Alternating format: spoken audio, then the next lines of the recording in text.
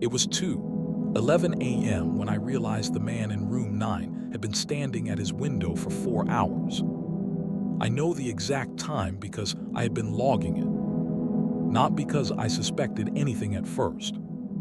I logged it because logging things was what you did when you worked the overnight desk at the Lakeview Motor Inn, and there was nothing else to occupy your hands between the 11 p.m. check-in cutoff and the 6 a.m. wake-up calls. You logged the time, the weather, the number of cars in the lot, the occasional animal that crossed the sodium-lit asphalt. You built a record of the night not because anyone would ever read it, but because having something to write in kept you present in a way that staring at the wall did not. The Lakeview was a single-story, 12-room motel on a state highway 40 minutes outside of anything. Not a resort. Not even a particularly clean establishment, though I tried. The kind of place people stopped at because they had run out of road and needed somewhere to sleep before they ran out of it again. It had a parking lot, an ice machine that worked intermittently, a pool that had been drained in 2009 and never refilled, and a front desk, window through which I could see the doors of all 12 rooms in a rough arc. Standard overnight. Nothing about it suggested what that winter was going to be. The man had checked in at 8:45 p.m. Cash. No ID required for cash. That was the policy. And the policy existed because a significant portion of our clientele preferred anonymity, and we preferred their business to their identity. He had given a name I will not repeat here because I am not certain it was real, and because repeating it feels, even now, like an invitation to something I do not want to extend. He had a single bag, a dark duffel, carried over his right shoulder. He paid for one night. He was perhaps 50, perhaps older, with the kind of face that did not hold detail. Not ugly, not distinctive, simply a face that your eyes slid off of without registering. He took his key and walked to room 9 without asking where it was. This was not unusual. The rooms were numbered sequentially, and their doors were visible from the parking lot. But room 9 was the 4th room from the end, not immediately obvious. And the fact that he walked directly to it, without hesitation, registered somewhere below the level of conscious thought. The way small wrongnesses do when you are tired, and the night is long and nothing has happened yet to make you alert. I noticed him at his window at approximately 10:30 p.m. The curtains in most rooms stayed closed overnight. Guests who wanted privacy kept them shut. And we had no policy about windows. Room 9's curtains were open. Not partially. Fully open, pushed to the sides. The interior of the room was dark except for the ambient light from the parking lot that came through the glass. He was standing at the window. I could see him from the front desk, a shape in the darkness of the room. Positioned at the glass, facing out toward the parking lot. Facing, as far as I could tell, toward the front desk. Toward me. I did not think much of it at 10:30. People stood at windows. People had insomnia. People paced their rooms at odd hours. The window of room 9 happened to face the parking lot because of the room's position in the arc.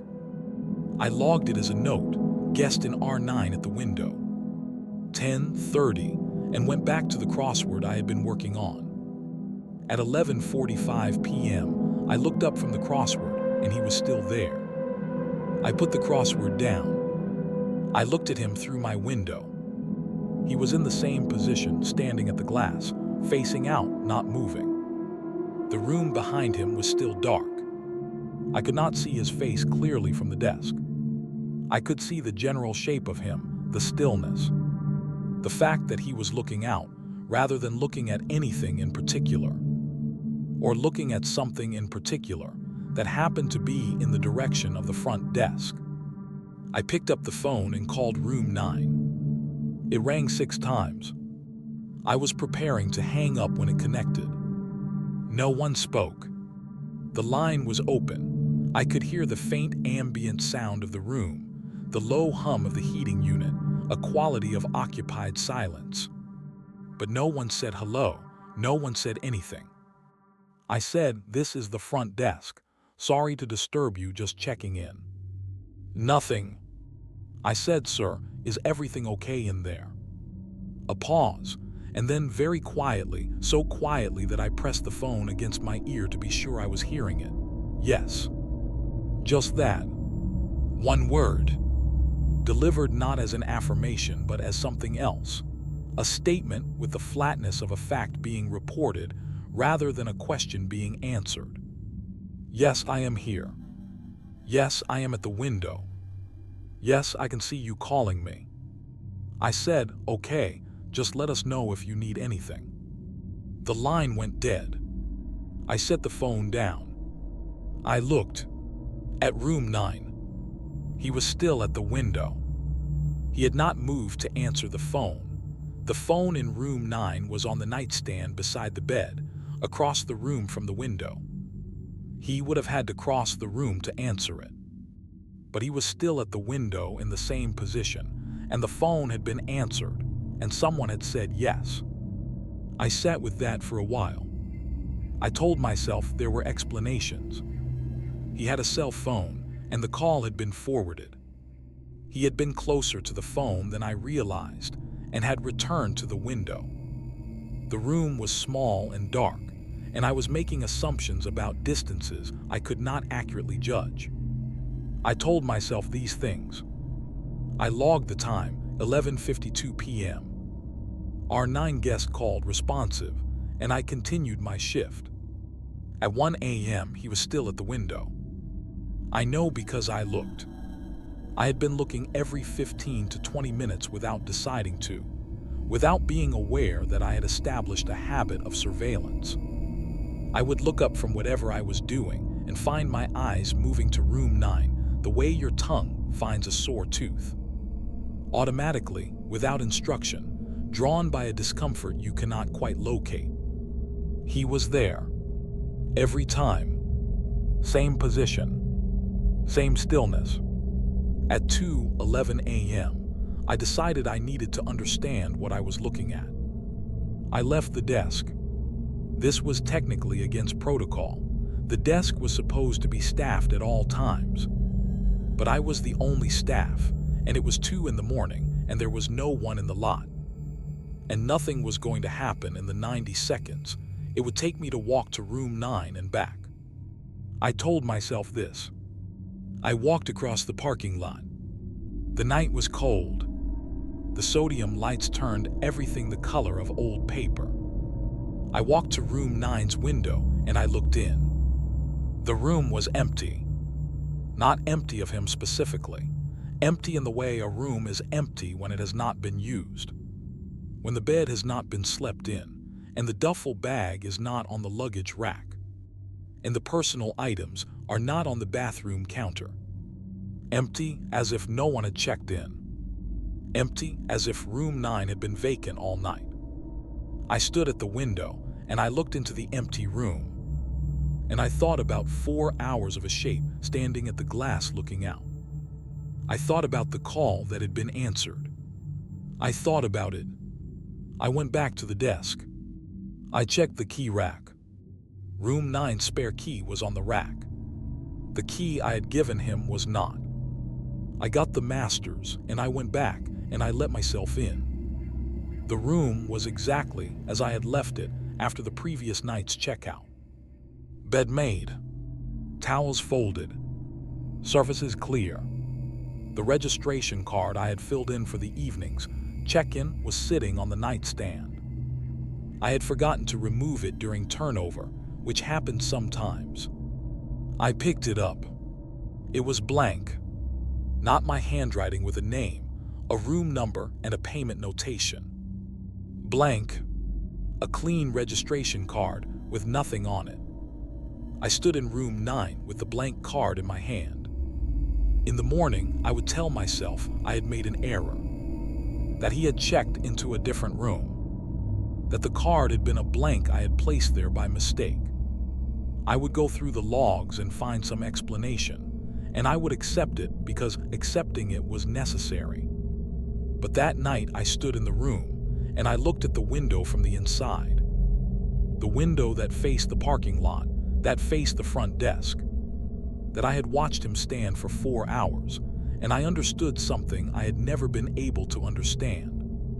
The window was dirty. Not normally dirty. Not road dust and rain residue. There were marks on the inside of the glass.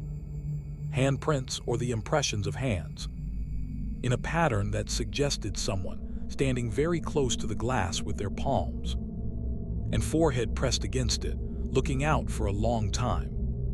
The marks were at the height of a standing adult. They were warm when I touched the glass beside them. The glass around the marks was cold. Only the marks were warm. I left the room. I locked it. I went back to the desk. I did not look at room 9's window again for the rest of the shift. When the day manager came in at 6, I told him room 9 had been a no-show. He noted it in the log and moved on. I have told myself many versions of what happened that night.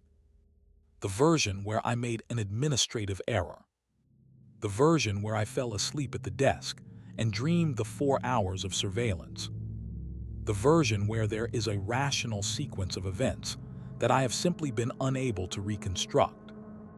What I have not been able to rationalize is the warmth on the glass. The specific body temperature warmth of someone who had been standing there for a very long time and was no longer there, but had left the heat of themselves behind.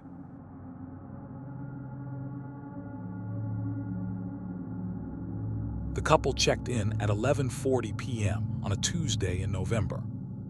And from the moment I saw them, I knew something was wrong. I did not know what was wrong. I did not have a specific concern I could have articulated. What I had was a feeling that took me several hours to identify. And when I finally identified it, I wished I had not, because naming it made it real in a way that was difficult to manage for the remaining 4 hours of my shift. What was wrong was that the woman was not blinking. I am getting ahead of myself. Let me go back. I was working the overnight at a motel on Route 9. A 2-story establishment with 24 rooms, a vending alcove, and a breakfast counter that opened at 6. I had been doing overnights there for 2 years.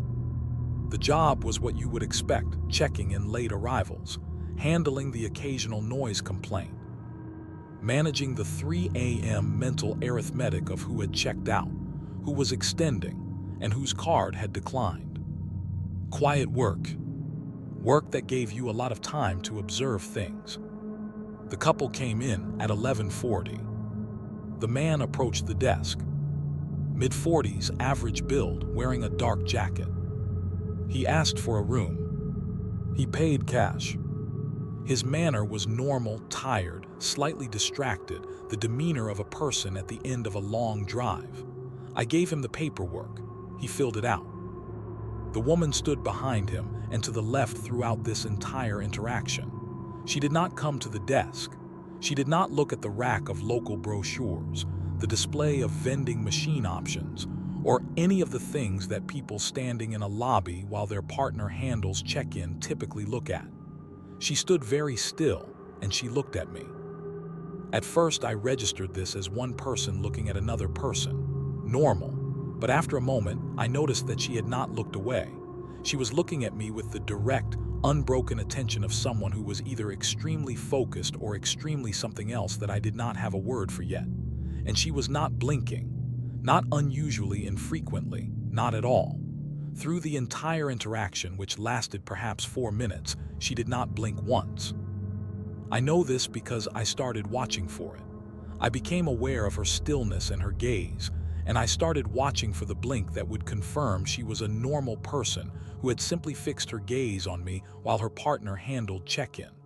The blink did not come. 4 minutes of direct eye contact without a single blink. I gave the man the keys. He thanked me without meeting my eyes. She continued to look at me as they left. I logged the check-in.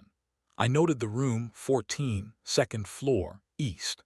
I sat with what I was feeling for a while, and then I picked up my coffee and I told myself I was tired, and that tired people misperceive things, and that the woman was probably cold or medicated or simply had the kind of steady gaze that some people have without realizing the effect it creates. I told myself this convincingly enough to get back to work. At 12:50 a.m., the man in room 11 called the desk to complain about noise from room 14. He described it as movement, someone pacing, he said, back and forth across the room, continuously, without stopping. He said it had been going on for at least 40 minutes, and he had a 6 a.m. flight. I called room 14. The woman answered. I knew it was her before she spoke, from the quality of the silence that preceded her voice. A silence that lasted one beat too long, the silence of someone who had picked up the phone and was deciding something before they spoke. Then she said hello in a voice that was normal, completely normal, pleasant, slightly tired, the voice of a person who had been woken up. She said she was sorry about the noise. They hadn't realized that they would quiet down. I apologized for disturbing her. I said thank you. I hung up.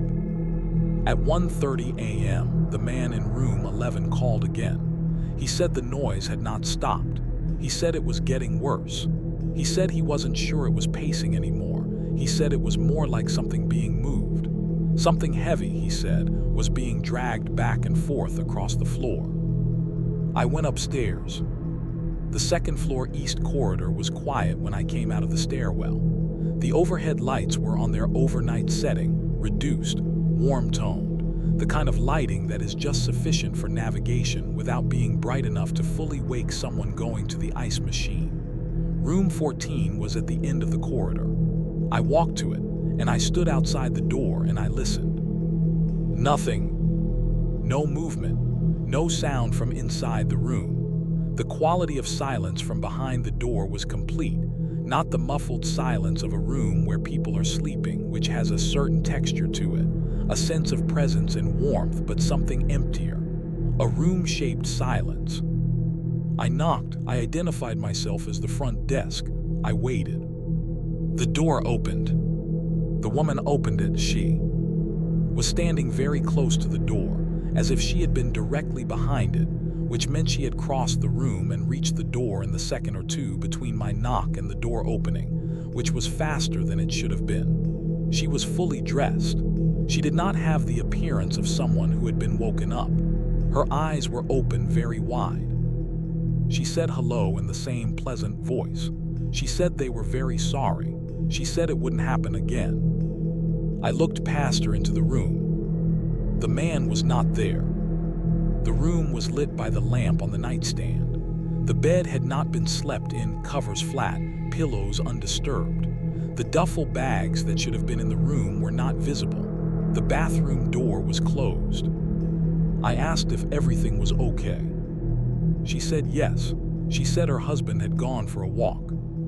I said, at 1:30 in the morning. She looked at me with the steady, unblinking gaze from the lobby, and she said yes. He liked to walk at night sometimes. He found it helped him sleep. I said okay. I said I hope you both have a good night. I went back downstairs. At the desk, I thought about the room, the undisturbed bed, the missing bags, the bathroom door. I thought about the man who had checked in, filled out paperwork, taken the key, and gone upstairs. I checked the parking lot through the desk window. Their car, a dark sedan I had noted when they arrived, was still there. At 2:45 a.m., I went back upstairs. I knocked on room 14. No answer. I knocked again. No answer. I used the master and I opened the door. The room was empty, both beds undisturbed. The bathroom empty. The room exactly as it would have looked at checkout, except they had not checked out, except their car was still in the lot. On the floor beside the nightstand, in a strip of light from the corridor through the open door, I saw something.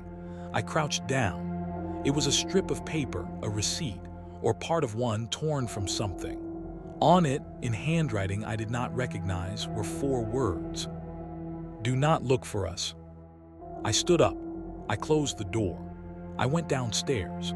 I sat at the desk until 6 a.m. and I did not go back upstairs, and I did not call anyone because I did not know who to call or what to tell them. And because the note had said, "Do not look for us," in some part of me, some very fundamental part of me, believed that the instruction was being given in good faith and that following it was the correct thing to do. Their car was gone in the morning.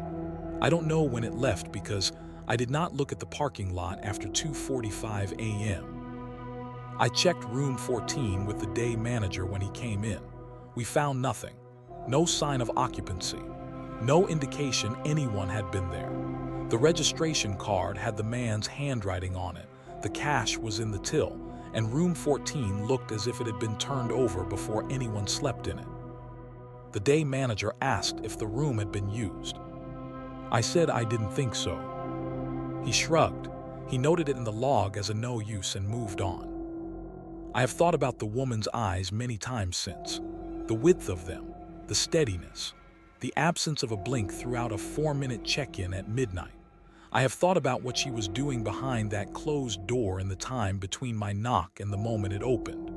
I have thought about the note and who it was addressed to, and whether it was addressed to me specifically or to whoever might come looking. I have thought about the man who liked to walk at night sometimes. I have not been able to picture him walking. What I picture when I try to think about him is the undisturbed bed, the missing bags, the bathroom door is closed. What I picture is whatever was behind that door that she did not want me to see. I have never looked for them. I think that was the right decision. I am not completely sure.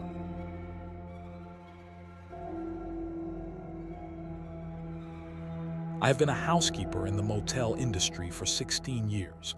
I have cleaned rooms that I wish I could forget.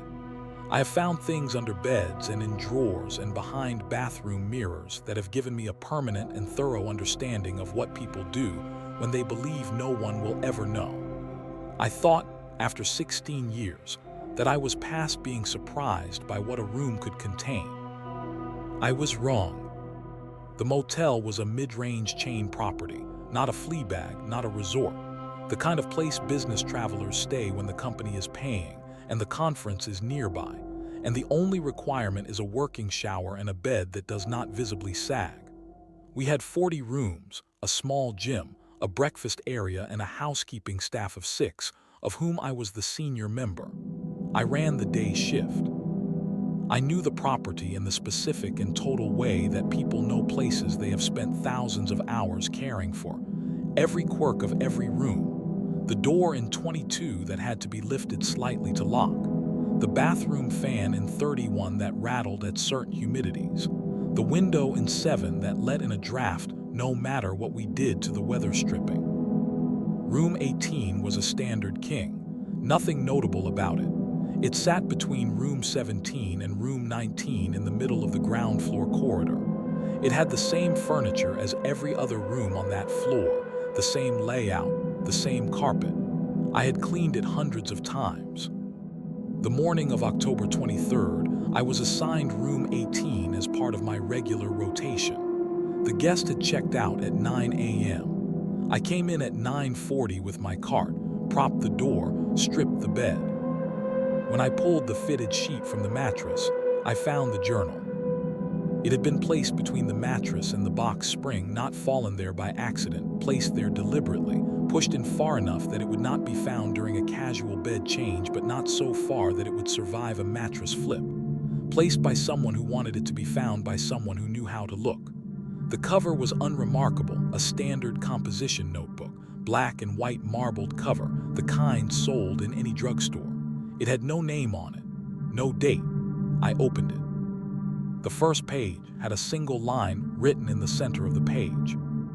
If you are reading this, you are already being watched. I stood in room 18 with the fitted sheet in one hand and the journal in the other. My first reaction was irritation. We had a policy about guest property, even abandoned property, and the policy involved documenting and logging and potentially contacting the guest. And this was time I did not have built into my schedule. My second reaction, which came as I turned to the second page, was something I did not have a precise name for. The second page began a narrative. First person, past tense, the voice of someone describing a stay at a motel. Not this motel by name, but a motel. The description was generic enough to be anywhere, which I found later was probably deliberate. The writer described checking in, being assigned a room, and noticing on the first night that something felt wrong about the room. The wrongness was specific. The writer believed they were being observed. Not surveilled in the standard way, not cameras, not staff looking in windows. The writer described a conviction, growing over 3 nights of the stay, that something in the room itself was watching them. Not a person, not a camera, something structural. Something that had been in the room long enough that it had developed an attention, an awareness, a quality of observation that the writer could feel without being able to locate. I read this in room 18 with the door propped open and my cart in the corridor, and I told myself it was the journal of an unstable person, a person with paranoid ideation who had made the poor decision to commit their paranoia to a composition notebook and leave it under a mattress for a housekeeper to find. I told myself this. I kept reading. The writer described a process of investigation. They had examined the room methodically, the walls, the fixtures, the furniture, the space under the bed and behind the headboard, and inside the closet and above the drop ceiling tile in the bathroom that was slightly off-center. They had found nothing on the first sweep. On the second sweep, 2 days into the stay, they had found something under the mattress. Not a journal, something else. They did not describe what it was in terms I could fully visualize. They used words like impression, outline, and the shape of something rather than the thing itself. They described it as a marking in the material of the box spring, the kind of mark that might be made by something pressing from below for a long time, something with a specific shape that had pressed against the underside of the mattress repeatedly until the shape was retained in the material. They described looking at this mark for a long time and understanding that whatever had made it had been beneath the mattress more than once, had returned to the same position, had pressed upward from below in a shape that they could not identify but could not stop looking at. I lowered the journal and I looked at the box spring. I had stripped the mattress. The box spring was exposed. I stood there for what was probably 30 seconds, looking at it, the standard institutional box spring of a mid-range hotel room, fabric covered. Nothing I had ever thought about in 16 years of making beds. I looked at the underside of the mattress I was holding. There was a mark on it, not a stain, not a tear. A mark in the fabric, a compression mark, the kind you get when something presses against a surface repeatedly over time. The kind of mark that meant something had been there. The mark was in the center of the mattress, which would position it directly above the center of the box spring when the mattress was in place. It was shaped, approximately, imprecisely, the way these things are shaped rather than the clean outlines of manufactured objects, like a pair of hands. Pressed flat, fingers together, the way you would press your hands against a surface from below if you were beneath it and pushing up. I put the mattress down. I set the journal on the desk.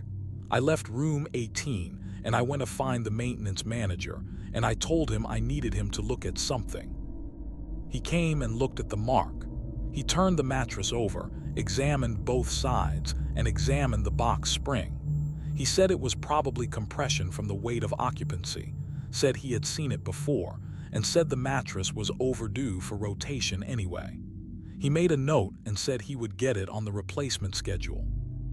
I asked him if he had seen marks like that before, specifically like that shape. He said he didn't really know what shape he was looking for. I showed him the photograph I had taken on my phone before I called him. I showed him the mark.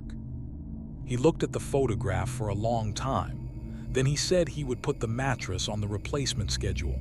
He said it again. He left. I went back to room 18. I finished the turnover. I made the bed with fresh linen. I did everything I was supposed to do. I took the journal.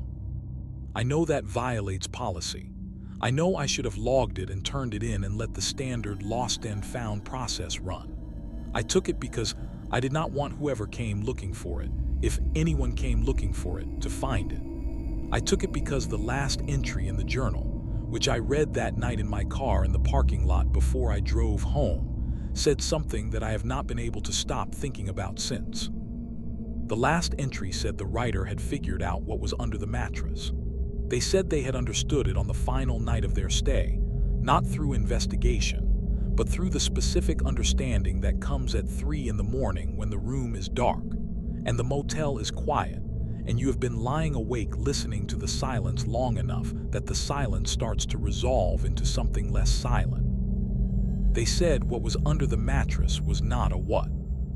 They said it was a where. They said they had understood, lying in that bed in that room, that beneath the mattress was not a space but a location, a place that had coordinates, that had been arrived at, that something had found and returned to because it was the specific position in that specific room from which everything above it could be seen most completely. They said what had been pressing up from below was not pressing up because it wanted to get through. It was pressing up because it was looking. They said the looking had been going on for a long time before they arrived. They said it would go on for a long time after they left. They said, whoever finds this, I'm sorry. Now you know it's there. And knowing it's there means it knows you know. And that changes things. I slept in my car that night. I could not make myself go into my house, which had a bed in it, which had a mattress, which had a box spring, which had a space between them and a floor below them, and a specific position at the center of the mattress from which everything above could be seen most completely. I went home in the morning. I have slept in my bed every night since then. But I have not stopped thinking about the mark in the fabric, the shape of the hands pressing upward. And I have not stopped thinking about what the writer said. That knowing it's there means it knows you know. I think about that every night now, when the room is dark, and I am lying very still, and the silence beneath me is not quite silent.